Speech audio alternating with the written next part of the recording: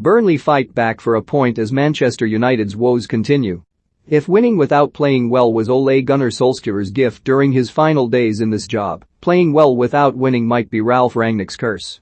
Once again, Manchester United had the better of large parts of this game. Once again they went ahead. Once again, Rangnick can say that on the overall balance of play, when you tot up all the shots and possession and feed that into a win probability formula, his side deserved more. But once again, they conceded against the run of play, failed to regain momentum, and were disappointed at the final whistle.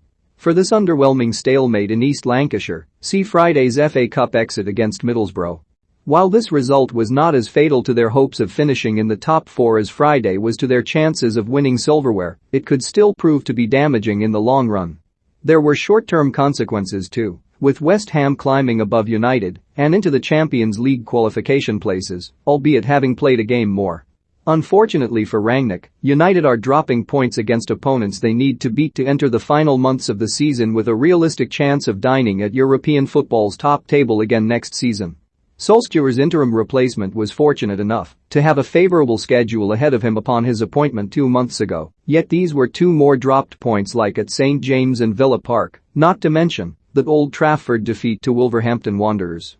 None of that should overshadow the importance of this point to Burnley, who have now built a solid foundation of 3 successive draws to stop the rot. Jay Rodriguez's equaliser, to rule out Paul Pogba's breakthrough, could be a catalyst for Sean Dyche's beleaguered side. And yet, a second win of the season still proves to be elusive.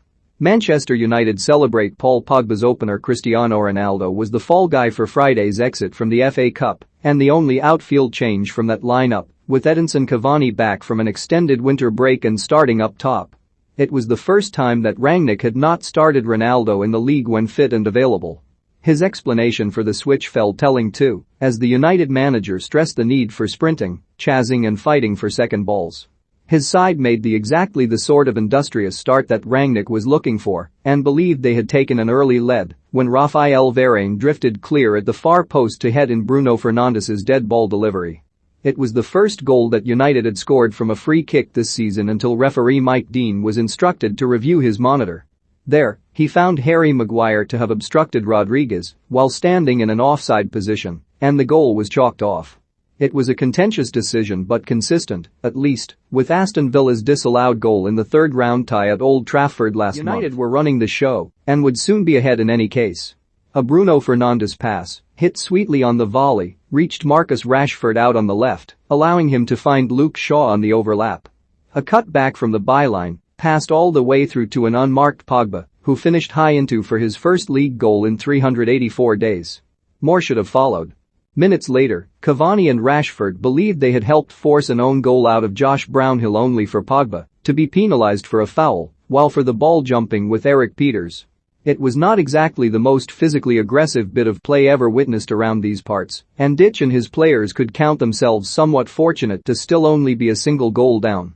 But from that point until the equaliser, United only had themselves to blame for not extending their lead. Cavani had the best chance of all with a header at point-blank range after more fine work down the left from a budding partnership between Shaw and Jadon Sancho, but the cross took slightly too long to drop and allowed Nick Pope the time to scramble across his goal and block. United had looked threatening with every attack. All that was missing was the second. Cristiano Ronaldo sprints down the tunnel at full time, yet at the start of the second half, a reinvigorated Burnley scored their first. It was with their first shot too, and well crafted by their new £12 million, 6ft 6 inches striker. Wout Weghorst has decent feet for a big man, as Maguire and Scott McTominay quickly learned when they were drawn in and then outfoxed by a deft turn. Weghorst suddenly had the space to slide in Rodriguez, who dodged both the backtracking Maguire and the onrushing De Gea to finish at the near post.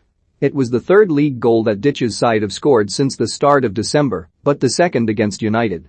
Weghorst soon forced De Gea, at full stretch, to palm an effort from distance around his post.